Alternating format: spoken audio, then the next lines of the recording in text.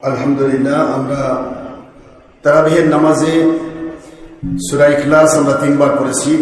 তারাবির নামাজের ভিতরে 2 বার আর বেতের নামাজে 1 বার। আপনারা জানেন সহিহ মুসলিমের হাদিস, 3 বার সূরা ইখলাস পড়লে 1 খতম কোরআন শরীফ সওয়াব পাওয়া যায়। আর নামাজের ভিতরে তারাবির ভিতরে 2 বার সূরা কাফিরুন পড়েছি আর 2 বার আপনারা ব্যক্তিগতভাবে পড়ে নেবেন। এর মধ্যে তাহলে 4 বার সূরা কাফিরুন পড়লে 1 খতম কোরআন শরীফ সওয়াব হয়ে যায়। আমরা প্রতিদিন এভাবে 2 খতম কোরআন শরীফ সওয়াব স্বাভাবিকভাবে পাবো ইনশাআল্লাহ।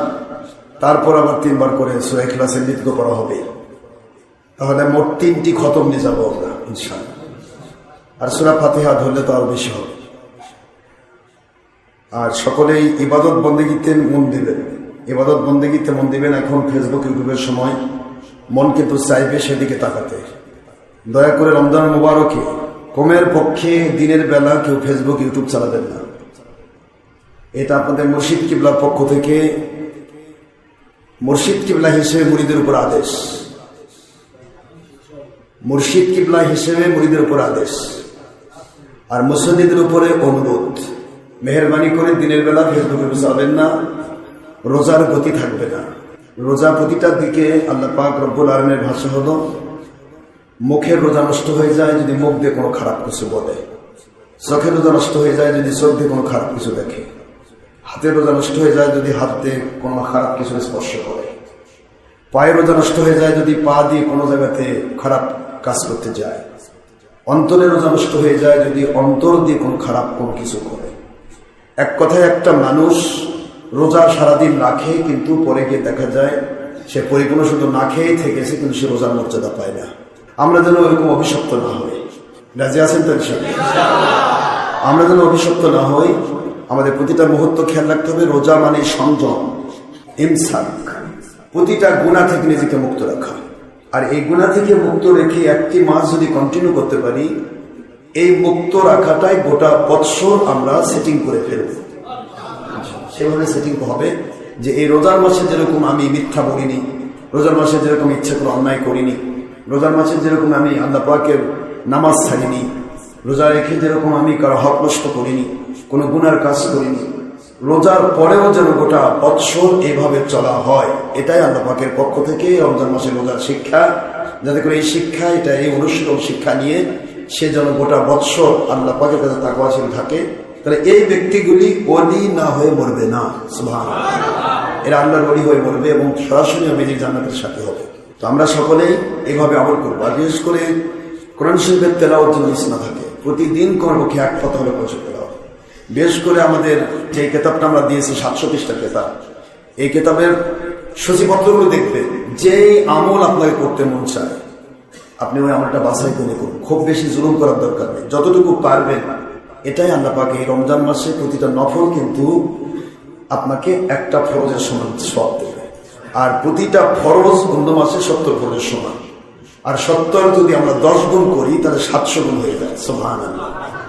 এই জন্য রমজান মাস এটা কোমর বেঁধে যেরকম মানুষ হাল চাষ করে, কোমর বেঁধে যেরকম মানুষ নিজের ব্যবসা বাণিজ্যে চাকরি বাকরিতে নিজেকে নিয়োজিত করে, রোজার মাস হচ্ছে আল্লাহ পাক রব্বুল আলামিনের কাছে নিজেকে পরিপূর্ণ বিলীন করে দিয়ে আল্লাহকে খুশি করার মাস।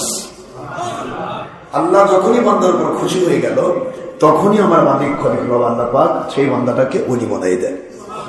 আমি চাই যে আমার প্রত্যেকটা মুরিদ যেন ওলি না হয়ে মরে না, সবাই যেন ওলি হয়ে মরে। সবাই আল্লাহুম্মা আমিন বলুন।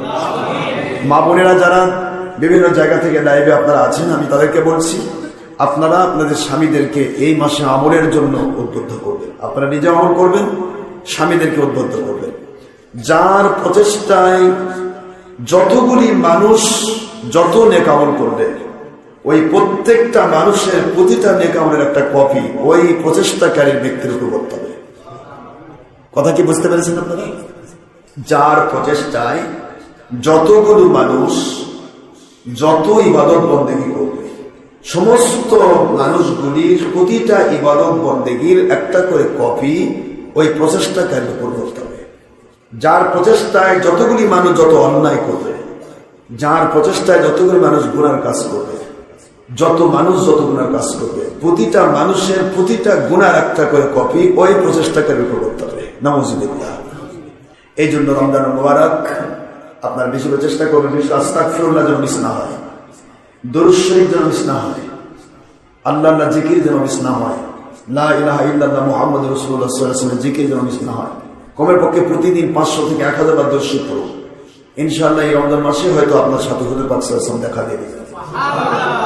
রমজান মুবারক নবীজির দিদারের সবচেয়ে বড় মৌসুম, এটা নেক আমলের এক উত্তম মৌসুম।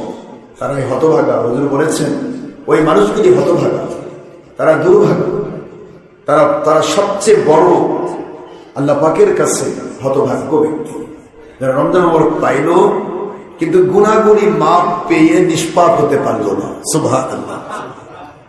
ওই মানুষগুলি হতভাগা যারা রমজান মুবারক পাইল, গুনাহ মাপ করে আল্লাহকে খুশি করতে পারল না। ওই মানুষগুলি হতভাগা যারা মা বাবা পাইল বা একজনকে বা দুইজনকে পাইল, মা বাবার হক আদায় করে আল্লাহ পাকের জান্নাত নিতে পারল না। সুবহানাল্লাহ। ওই মানুষগুলি হতভাগা যাদের সামনে নবীজির নাম মোবারক হলো কিন্তু সে দরুদ শরীফ পড়ল না। এই জন্য আমরা এই হতভাগাদের আওতাভুক্ত হব না। ঠিক আছে বাবারা? মানুষ তো বিভিন্ন জায়গায় সময় দেয়, ঠিক না?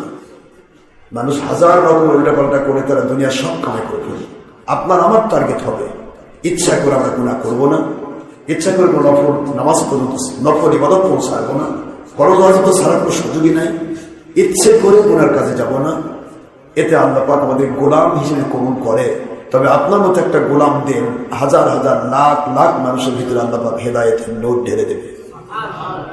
এই জন্য আমাদেরকে প্রচেষ্টা করতে হবে। আল্লাহ আমাদেরকে তৌফিক দান করুন।